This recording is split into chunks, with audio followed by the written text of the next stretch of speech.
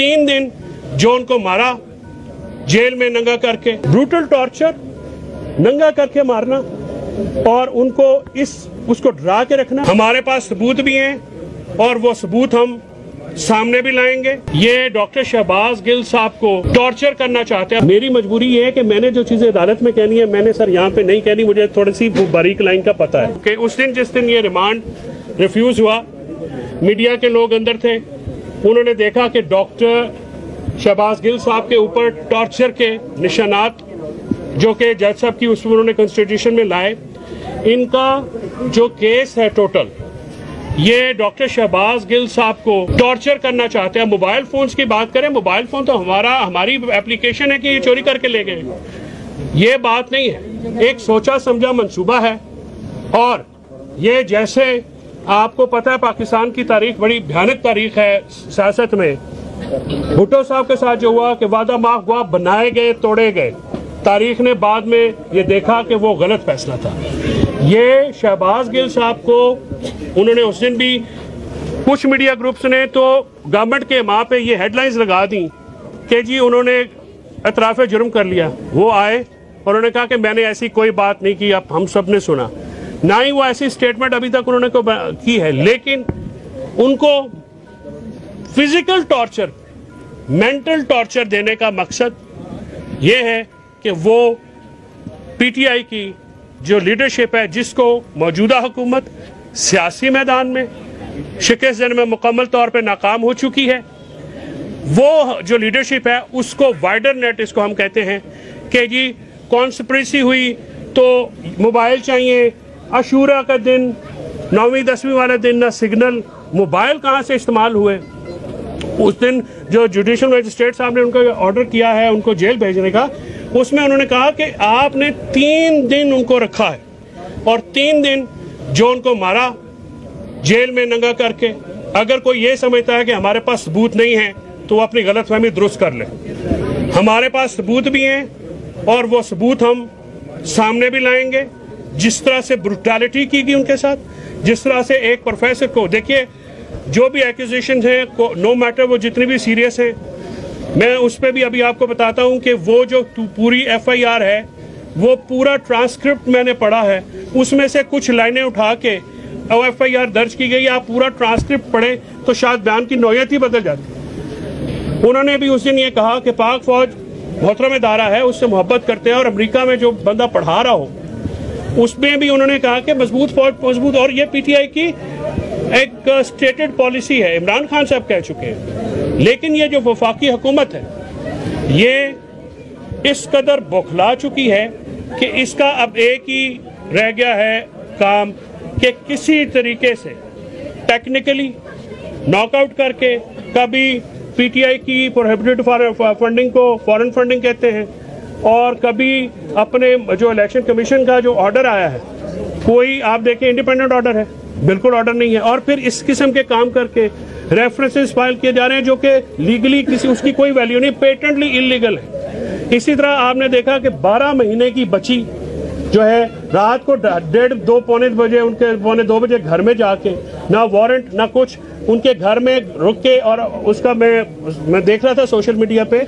वो खातून ने कहा, इन्होंने कहा कि तुम अपनी बच्ची से कभी मिल नहीं सकोगी। मैं शुक्रिया अदा करता हूँ इस्लामाबाद की मीडिया का, जिन्होंने ये रिपोर्टर्स ने ये मामला उठाया और एक 12 महीने की 10-12 महीने की जो दूध पीती बच्ची अपनी माँ से मिल सकी।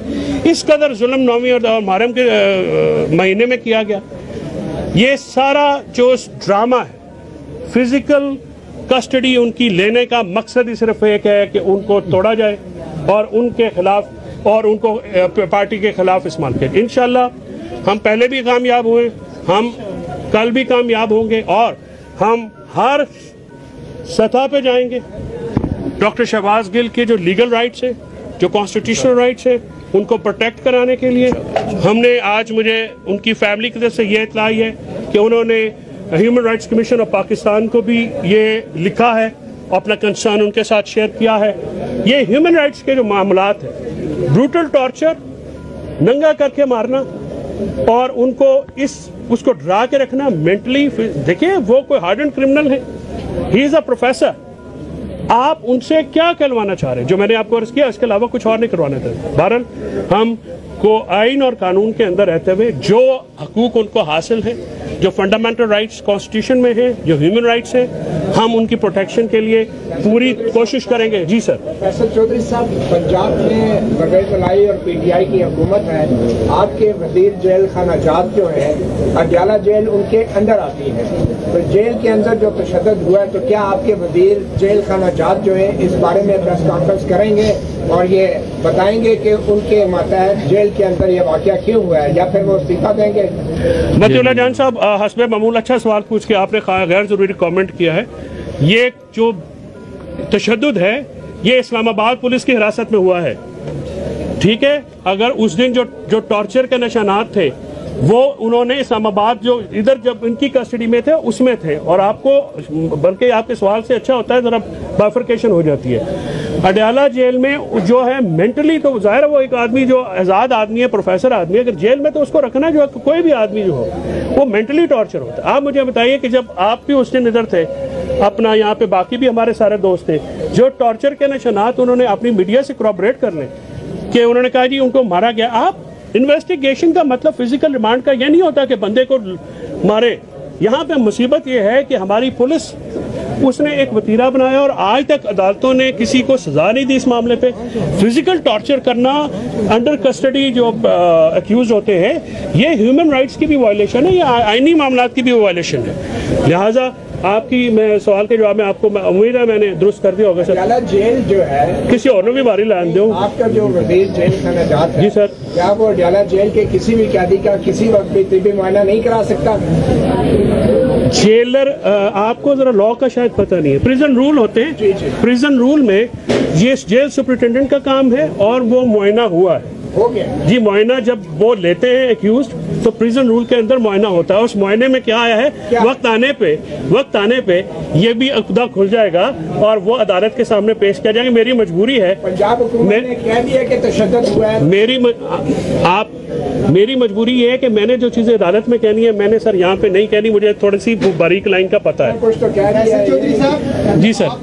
इस्लाम और पुलिस से तशद्दुद किया। कल आपसे वक्त गया था अडयाला जेल में, वो कह रहे हैं अडयाला जेल के अंदर तशद्दुद हुआ है। कौन झूठ बोल रहे हैं? आप बोल रहे हैं आपके रहनुमा जेल? नहीं, आपकी मालूमात गलत हैं और आपके अल्फाज भी इंतहाई गलत हैं।